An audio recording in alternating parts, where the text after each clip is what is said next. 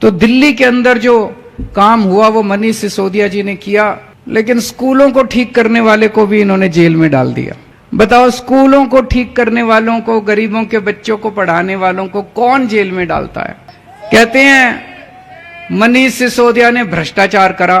मैंने कहा जी, भ्रष्टाचार करने वाला तो रात को बैठ के जो भी पैसे कमाएगा, करोड़, 2 करोड़, 100 करोड़, 200 करोड़, वो रात को बैठ के दारू पिएगा, गलत काम करेगा।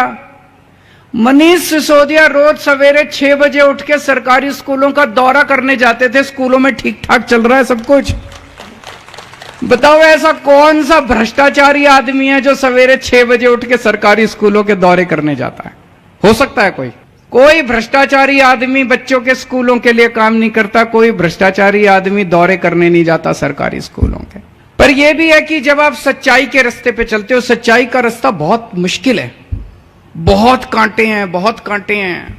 हम भी अगर आम आदमी पार्टी वाले भी पैसे खाने शुरू कर देते, गलत काम करने शुरू कर देते, थोड़े बहुत इनको पहुंचा देते, ये भी खुश रहते। कहां मनीष सिसोदिया को जेल में डालते, इनका भी पेट भरा रहता। लेकिन हमने ऐसा करना नहीं था, हमने तो सच्चाई के रास्ते पे चलना था।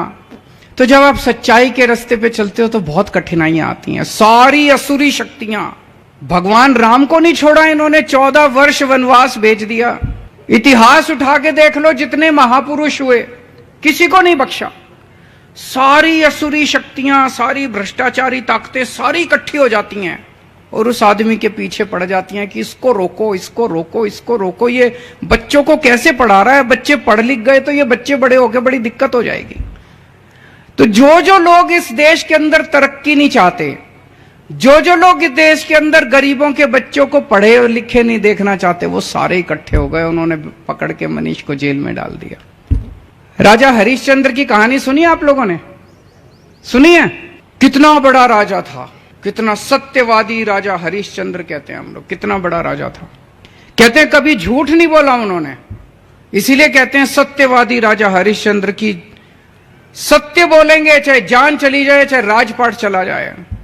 उसकी वजह से उनका पूरा राजपाट चला गया, सत्य बोलने की वजह से।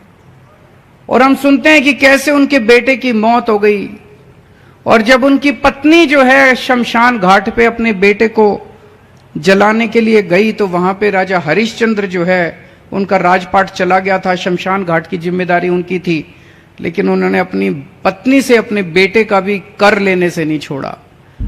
ये हालत हो गई थी। तो प्रकृति जो है सत्य बोलने वालों की परीक्षा लेती है। भगवान जो है वो सत्य बोलने वालों का, सच्चाई के रास्ते पे चलने वालों की परीक्षा लेता है। हर एक की जिंदगी में ऐसे पल आते हैं जब भगवान कड़ी परीक्षा लेता है। मनीष जी की भी परीक्षा ले रहे हैं भगवान।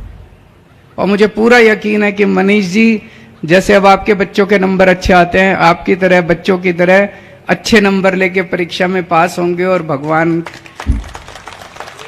उनसे संतुष्ट होंगे। और आज यहां का नई बिल्डिंग बनने का फाउंडेशन, आधारशिला तो मैं और अतिशी जी रख रहे हैं। ये स्कूल 1 साल बाद बन के तैयार हो जाएगा फरवरी में। इस स्कूल का उद्घाटन मैं और मनीष सिसोदिया करेंगे। आप सबके बच्चे खूब, मैं अभी अतिशी जी से बात कर रहा था, इस स्कूल में लिफ्ट भी लगेगी। स्विमिंग पूल भी है कि नहीं है? नहीं, अभी स्विमिंग पूल नहीं है, वो मनीष जी आके बनवाएंगे। फिर बगल वाले स्कूल में, इस स्कूल में लिफ्ट लगेगी।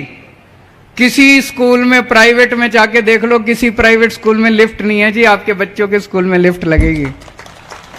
बड़ी बात है कि नहीं है? सारी माँ बहनें जरा हाथ खड़े करके बता दो, बड़ी बात है कि नहीं है?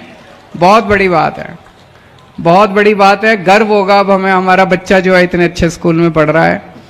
2 मेहमान आएंगे, घर में रिश्तेदार आएंगे तो कॉलर चोरी करके कहना हमारा बच्चा इस स्कूल में पढ़ रहा है। दिखा के लाना उनको स्कूल, देखो जी हमारा बच्चा इस स्कूल में पढ़ रहा है। ये मनीष सिसोदिया जी की देन है। तो हमारे देश के बच्चे ऐसे ही आगे पढ़ते रहें, फलें फूलें, खूब तरक्की करें। मैं भगवान से प्रार्थना करता हूं। और सभी माँ बहनें जितनी आई हैं उन सब लोगों को मेरा नमस्कार, सबको मेरा प्रणाम।